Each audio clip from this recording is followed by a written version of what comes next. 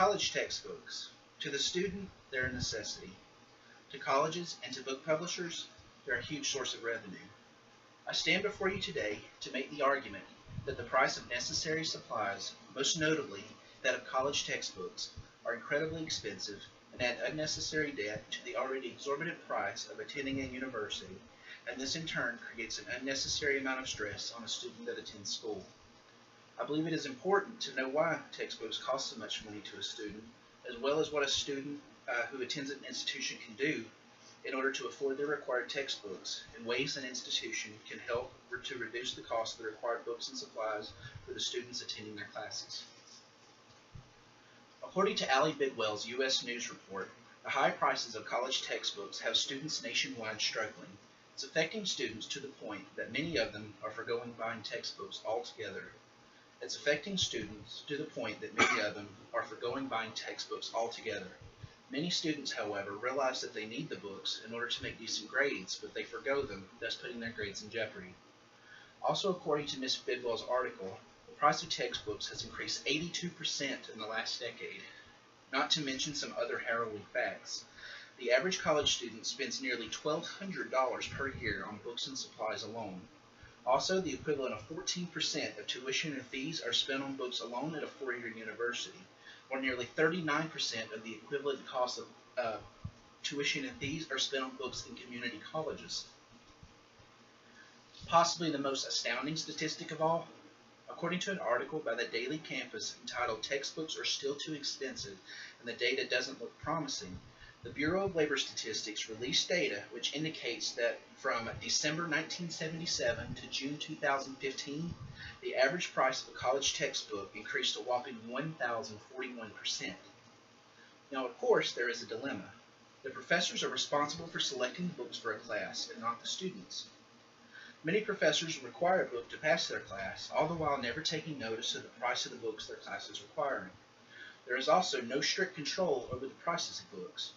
According to Tyler Kincaid's article in the Huffington Post entitled "Majority of College Students Have Skipped Buying a College Textbook Because They're Too Expensive," in a survey of more than 2,000 college students in 33 states and 156 different campuses, 65% of students stated that they didn't buy a book they needed at least once, despite 94% of the overall number surveyed saying they knew doing such would negatively impact their grade.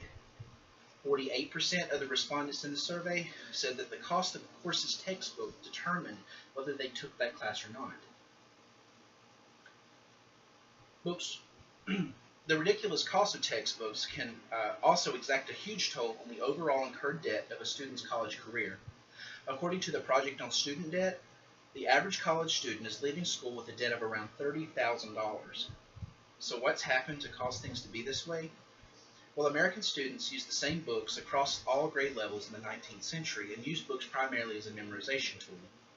According to Alan Grove's article entitled "Why Do College Textbooks Cost So Much Money?", as the 1930s emerged, college courses began to become more centered around the context found within the textbooks of the course rather than on the instructor's inside, thus increasing the school's reliance on making the book a requirement. Books really started to become expensive in the 1970s as publishers began to capitalize on professors adapting new editions of their textbooks every few years. The question I'm now sure that's buzzing on many people's minds is what can be done to alleviate the strain the prices of textbooks are causing on students. In an interview I conducted with Andrea Wilson, a current business administrations major and student affairs assistant at North Georgia Technical College, I asked her if she thought book publishers and universities can justify charging outrageous prices for her textbooks. She replied she believed they couldn't because more and more students are turning to online resources thanks to technological advancements. She said, if anything, book costs should be decreasing rather than increasing.